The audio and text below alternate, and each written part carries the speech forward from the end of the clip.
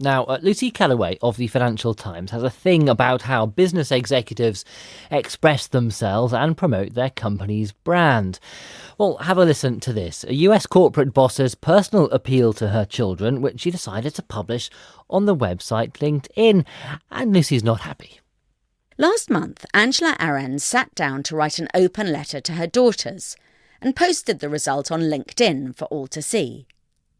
Most people liked it a lot. Inspiring, beautiful, fabulous, empowering was the verdict on Twitter. On reading it, I was filled with wonder too, but mainly at how another professional white woman, born less than a year after me, could view motherhood quite so differently. The Apple exec and ex-Burberry boss begins, "I have always tried to lead by example when we're together, so I will do the same in this letter by reminding you of a few thoughts that will help you navigate your incredible life journey ahead." Before she's even got going, she and I have parted company. As my children are grown up, I don't see myself as leading them at all. Neither do I believe that a few thoughts from me will help them much on their incredible life journey. Indeed, I refuse to see their lives as a journey, incredible or otherwise. Ms. Ahrens' first tip is to say, "I've always tried to be present for you."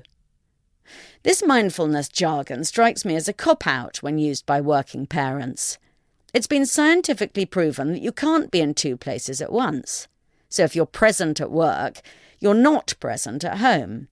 To tell oneself otherwise assuages the guilt a bit, but doesn't change the reality. "I wanted you to know that I'm always there for you spiritually, emotionally, and digitally," she goes on. Digitally? What does that mean? That you can be present when you're absent?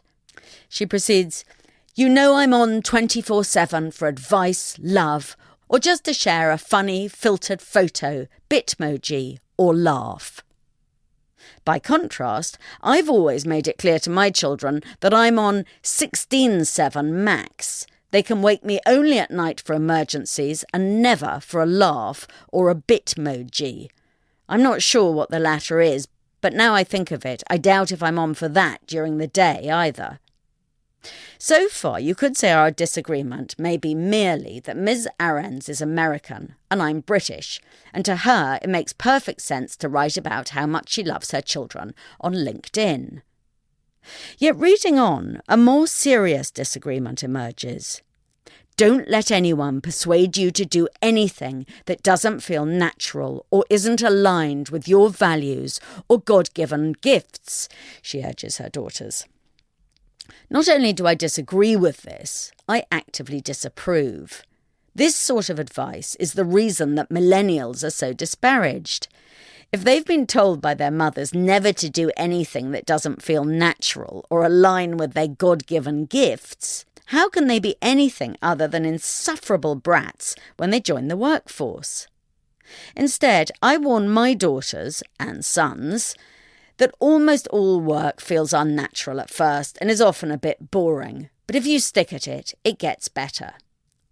I think of my own mother, who was not there for me digitally, but did teach me how to knit and how to write, both of which have proved jolly useful. As for what I've taught mine, my daughter announced the other day that having a loudmouthed columnist as a mother was a mixed blessing. But at least I taught her one thing: how to spot nonsense at 50 paces. This is Lucy Kellaway for the BBC World Service. Thanks to you for listening to this edition of Business Matters. Till next time, bye-bye.